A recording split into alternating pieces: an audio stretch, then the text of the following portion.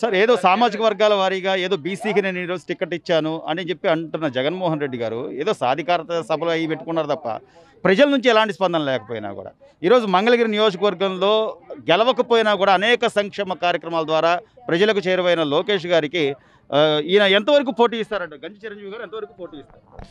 ముందుగా అందరికీ నమస్కారం అండి. ఈ రాష్ట్రంలో పరిస్థితి ఏడేసిన గొంగలు అక్కడే ఉంది. అందరి యొక్క మనోభావాలు కూడా దెబ్బతిన్నాయి. ప్రతి ఒక్కళ్ళు ఈ ప్రభుత్వం వచ్చిన తర్వాత వ్యక్తిగతంగా నష్టపోయారు. కానీ ఇప్పుడు ఎలక్షన్ టైం వచ్చేటప్పటికే ఆ సామాజిక వర్గం ఈ సామాజిక వర్గం అని ఏదో ఒక కుయుక్తులతోటి ఒక మంత్రాంగంతో ప్రజల్ని మభ్యపెట్టడానికి తప్ప ఈయన చేసేది ఏమి లేదు. ఈ సాధికారిక ఈ సామాజిక వర్గం అని చెప్పి ప్రలోభాలు పెట్టడమే కానీ ఆయన వల్ల ఏం ఒదగదు. ఓడిపోయినప్పటికి కూడా గత 4.5 సంవత్సరాలు 5 సంవత్సరాల నుంచి కూడా లోకేష్ గారు ఎన్ని కార్యక్రమాలని ఈ కాన్స్టిట్యూషన్లో చేస్తున్నారో ప్రజలందరికీ తెలుసు. ప్రజలందరి యొక్క మనోభావాలు ఈరోజు లోకేష్ గారు ఎప్పుడు పోటీ చేస్తారో ఎప్పుడు గెలిపించాలనే ఒక దృక్పథంతో ఒక కాన్స్టిట్యూషన్తో ఒక కమిట్మెంట్ పై అయిపోయి ఉన్నారు. ఈరోజు ఆయన బీసీ సాధికారిక బీసీకి ఇస్తామని చెప్పి అంటామంటే గత 2 సార్లు ఇక్కడ రెడ్డి వర్గం వారికే ఇచ్చారు. మరి రెండు సార్లు గెలిపించారు. మరి ఇప్పుడు ఎందుకు బీసీకి ఇస్తున్నారు? అప్పుడే బీసీకి ఇవ్వచ్చు కదా, ఎందుకు అట్లా చేస్తున్నారు అనేది ప్రజలు గెలవకపోవచ్చు అనేది బీసీఏకి ఓడిపోవాలా, వేరే సామాజిక వర్గం వాళ్ళు ఓడిపోకూడదు. ఆయన మారుస్తున్న కాన్స్టిట్యూషన్స్ మొత్తం కూడా రెడ్డి సామాజిక వర్గం ఎక్కడ మార్చారో చూడండి.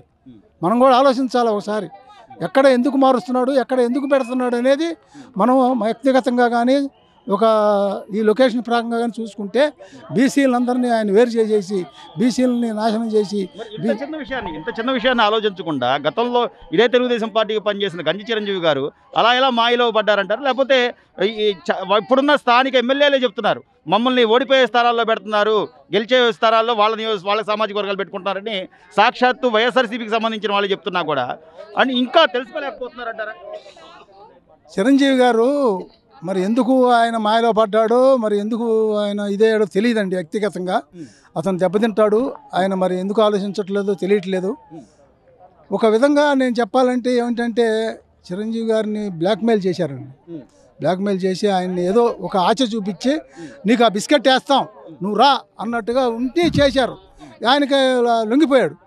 మనం ఏం చేయలేము దానికి. ఆయన బీసీ ఇక్కడ మన ఇన్ని సామాజికంగా సంబంధించి అంటే లోకేష్ గారు ఇన్ని సేవా కార్యక్రమాలు చేసిన తర్వాత కూడా ఇంకా ఎలా పోటీ ఇస్తారని కూడా, లేకపోతే 1,00,000 ఓట్ల మెజారిటీతో గెలుస్తారని అంత దమ్ముగా చెప్తున్నారంటే నిజంగా లోకేష్ గారికి 1,00,000 ఓట్ల మెజారిటీ వస్తుందంటే కంపల్సరీ వస్తుందండి. 1,00,000 గ్యారంటీ, అందులో సమస్య లేదు, ఎలాంటి ఆలోచన లేదు. ఆయన చేసే కార్యక్రమాలు కానీ ఆయన చేసే ఒక ఉద్దేశం కానీ ప్రతి సామాజిక వర్గం వాళ్ళని ప్రతి ఒక్కరిని కలుస్తున్నాడు, వ్యక్తిగతంగా కలుస్తున్నాడు. మరి వృత్తిపరంగా కానీ వేరే ఎవరికి ఏ కేటగిరీ వాళ్ళకి తటస్థులను కలుస్తున్నాడు. అందరినీ సంతోషంగా వాళ్ళ ఇళ్ళకెళ్ళి కలిసి మాట్లాడి మీరు ఒకసారి నాకు మీరు ఎన్ని సార్లు చూశారు ఆ సామాజిక వర్గం అని అది అని ఇదని ఓడిపోయిన సీట్ని నేను ఎంచుకున్నాను అంటే నా యొక్క ఇది మీరు ఆలోచించండి. నా యొక్క వ్యక్తిగతాన్ని కానీ నన్ను కానీ చూడండి. యువగోళం పాదయాత్రలో మీరు నన్ను కనిపెట్టే ఉంటారు, చూసే ఉంటారు. నేను ఎంత కాన్ఫిడెన్స్తో బయలుదేరి వస్తున్నానో మీరు కూడా ఒకసారి ఆలోచించండి అని చెప్పి ఆయన అందరినీ ఇచ్చేస్తున్నాడు. అందరూ కన్విన్స్ అయ్యారు. ఇక్కడ కంపల్సరీ 1,00,000 ఓట్ల మెజార్టీతో లోకేష్ బాబు గారు వస్తారని డంకా అజాయించి చెప్పగలమని చెప్తున్నారు. మంగళగిరిలో ఈసారి అంటే ఖచ్చితంగా 1,00,000 ఓట్ల మెజారిటీతో గెలుస్తానని లోకేష్ గారు ఇప్పటికే ఛాలెంజ్ చేసిన పరిస్థితి. సామాజిక వర్గాల వారీగా చూసి గంజి చిరంజీవి గారికి ఇక్కడ వైఎస్ఆర్సీపీ టికెట్ ఇచ్చారు. అంటే అసలు ఎలా చూడాలి? ఈ రోజున ఓడిపోయినా కూడా ప్రజల్లోనే ఉండి ప్రజల పక్షాన అనేక రకాల సంక్షేమ కార్యక్రమాలు చేస్తున్న లోకేష్ గారిని నిజంగా 1,00,000 ఓట్ల మెజారిటీతో గెలిపించే పరిస్థితి ఉందండి. ఖచ్చితంగా అండి. గతంలో ప్రతిపక్షంలో ఉండి వైసీపీ ప్రభుత్వం వచ్చి ఇక్కడ ఆళ్ల రామకృష్ణారెడ్డి 9 సంవత్సరాలు పరిపాలన చేసినటువంటి పరిస్థితిలో ఈరోజు ప్రతి ఒక్కదానికి అమరావతి రాజధాని చూసుకుందాం, ఇక్కడ డెవలప్మెంట్ అని ప్రతి దాన్ని కూడా నమ్మించి మోసం చేసినటువంటి ఘనత ఆ వైసీపీ పార్టీది. ఈరోజు ప్రతిపక్షంలో ఉండి అధికారం లేకపోయినా కూడా లోకేష్ బాబు గారు 23 సంక్షేమ పథకాలను ఇచ్చి ప్రతి ఒక్క కుటుంబాల్లో కూడా ఒక తమ్ముడిలాగా, ఒక అన్నలాగా, ఒక కొడుకులాగా ముద్ర వేయించుకున్న పడ్డ నాయకుడిగా ఎదిగాడు. ఈరోజు ఏదైనా సరే స్త్రీశక్తిగా చూసుకుంటే స్త్రీలని ఆర్థికంగా డెవలప్ చేయడానికి కుట్టు మిషన్లు, బ్యూటిషియన్ కోర్సెస్ ద్వారా దాదాపుగా 2000 మంది కుటుంబాలను ఆదరించినటువంటి గనుడు లోకేష్ బాబు గారు. అలాగే సంజీవని ఆరోగ్య రథం కానివ్వండి, అనేక సంక్షేమ పథకాలను ఏర్పాటు చేయటం, ఏ సమస్య వచ్చినా కూడా పార్టీ ఆఫీస్ ద్వారా ఇంటిమేషన్ ఇవ్వగానే చనిపోయిన వాళ్ళకి, చనిపోయిన కుటుంబానికి ఆర్థిక సహాయం చేయటం, కార్యకర్తల సంక్షేమ నిధి నుంచి సహాయం చేయటం, ఆ కుటుంబంలో ఎవరైనా సరే హెల్త్ పరంగా బాగాలేదని అంటే వాళ్ళకి ఆర్థిక సహాయం చేయటం, చర్చీలు కానివ్వండి, గుళ్ళు కానివ్వండి, ఏ సమస్య వచ్చినా కూడా మాకు సంఘం ద్వారా ఈ సమస్య ఉంది అని చెప్పగానే వాళ్ళకి సాల్వ్ చేసే విధంగా చేయటం, అలా అనేక రకాలుగా సంక్షేమ పథకాలే కాకుండా ఈరోజు క్రీడలు కూడా యువతని ఉత్సాహపరుస్తానికి ఉద్యోగావకాశాలు, స్కిల్ డెవలప్మెంట్ ద్వారా స్టేట్ ఆఫీస్లో అనేక రకాలుగా కూడా నియోజకవర్గంలో ఉన్నటువంటి వాళ్ళకి స్కిల్స్ ఇప్పించి ఉద్యోగ అవకాశాలు కల్పించారు. ఈరోజు క్రీడా స్ఫూర్తిని తీసుకుంటే 2వ మంగళగిరి ప్రీమియం లీగ్ను కూడా పెట్టి క్రీడాకారుల్ని ఉత్తేజపరుస్తూ ఇటు యువతను కూడా ఆకర్షిస్తూ లోకేష్ బాబు గారు చేస్తున్నటువంటివి, ముఖ్యంగా యువత మహిళల్లో చాలా క్రేజ్ వచ్చింది. లోకేష్ బాబు గారు గెలిస్తే రేపు చంద్రబాబు నాయుడు గారు ముఖ్యమంత్రి అయ్యేది ఖాయం, లోకేష్ బాబు గారు ఇక్కడ 1,00,000 మెజారిటీతో మేము గెలిపిస్తామని యువతే ముందుండి కంకణం కట్టుకొని ఈరోజు గ్రామాల్లో తిరుగుతున్నారు. నియోజకవర్గం మొత్తం కూడా మారిపోయింది. ఈరోజు వైసీపీలో టికెట్ ఇచ్చారు గంజి చిరంజీవికి అంటున్నారు. గతంలో టీడీపీలో ఉండి ఒక మున్సిపల్ చైర్మన్గా ఆయన ఎవరో తెలియపోయినా కూడా ఒక స్థానాన్ని కల్పించింది తెలుగుదేశం పార్టీ. ఆ రోజు చంద్రబాబు నాయుడు గారు దేవుడు అన్న మనిషి ఈరోజు వైసీపీ పార్టీలో కుయుక్తులు నమ్మి ఈరోజు వెళ్ళి వెన్నుపోటు పొడిచేటువంటి వాళ్ళు ఒక క్యాండిడేట్గా కూడా మేము పరిగణనలో తీసుకోవట్లేదు. తెలుగుదేశం పార్టీ క్యాడర్ అంతా కూడా ఒక నిబద్ధత ఉంది.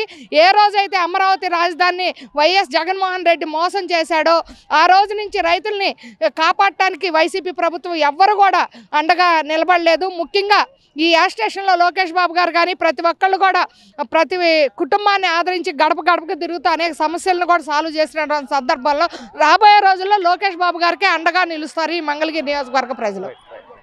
రాష్ట్ర ప్రభుత్వం ఆడదాం ఆంధ్ర అనిపించిన దానికన్నా కూడా ఈ రోజు లోకేష్ గారి మంగళగిరిలో మన లోకేష్ మన మంగళగిరి కార్యక్రమానికి సంబంధించి ఈ టోర్నమెంట్లోనే జనాలు అద్భుతంగా కనబడుతున్నారు. అప్లాజ్ కూడా అంత బాగుంది. అంటే ఒక రాష్ట్ర క్రీడా శాఖ మంత్రిగా ఉన్న రోజా గారు అని లేకపోతే ఇన్నాళ్ళు ఇనిషియేటివ్ తీసుకోకుండా ఈ చివరిలో ఆడదాం ఆంధ్ర అని చివరి 3 నెలల్లో ఎన్నికలు రాబోతున్న తరుణంలో పెట్టాలని ఎలా చూడాలి? 4.5 సంవత్సరాలుగా జాబ్ క్యాలెండర్ అని చెప్పి యువతలో నిరుత్సాహం ఉన్న యువతకి ఈరోజు మంగళగిరి నియోజకవర్గంలో నారా లోకేష్ గారు సంక్రాంతి సంబరాలు కానివ్వండి, లాస్ట్ ఇయర్ మంగళగిరి MPL 1 కానివ్వండి, ఈరోజు MPL 2 కానివ్వండి, మంగళగిరి నియోజకవర్గ యువతను ప్రోత్సహించడం కోసం నారా లోకేష్ గారు క్రీడా ప్రాంగణాలతో పాటు ఈరోజు క్రీడలను ప్రోత్సహించుతూ 100 టీంలు పైగా ఈరోజు క్రికెట్ టోర్నమెంట్ ప్రారంభించడం జరిగింది. ఆడదాం ఆంధ్ర అని ఈరోజు రాష్ట్ర ప్రభుత్వం ప్రతిష్టాత్మకంగా చేపట్టినప్పటికీ ఈరోజు అసలు ఎక్కడా కూడా సదుపాయాలు కల్పించకపోగా అక్కడ ఉన్న యువత అంతా కూడా నిరుత్సాహంతో వెనుక తిరిగే పరిస్థితి. ఇది మంగళగిరి నియోజకవర్గం అంటేనే ఒక మోడల్ నియోజకవర్గంగా తీర్చిదిద్దాలని 4.5 సంవత్సరాలుగా నారా లోకేష్ గారు చేస్తున్న కృషి ఏదైతే ఉందో నేటి యువగలం పాదయాత్రలో ఆయన చూపించిన తీరు ఈరోజు రాష్ట్రం అంతా కూడా వ్యాపించి రేపు రాబోయే 2024 ఎలక్షన్లో తెలుగుదేశం పార్టీ విజయదుందుకి మోగించడం తథ్యం. సో అంటే యువతని ఇంకా మోసం చేసి ప్రలోభ పెట్టేలాగా ఆడదాం ఆంధ్రాను లేకపోతే ఏదో ఒక ఎరేస్తే ఇంకా ప్రజలు యువత కూడా మోసపోయే పరిస్థితి ఉందంట. ఆంధ్ర రాష్ట్ర ప్రజలు ఆల్రెడీ వాళ్ళు ఫిక్స్ అయిపోయి ఉన్నారు. ఈ రోజు ఆంధ్రప్రదేశ్ ని గంజాయి ఆంధ్రప్రదేశ్ గా మార్చిన ఘనత ప్రస్తుత ముఖ్యమంత్రి గారిది, వైకాపా ప్రభుత్వాన్ని.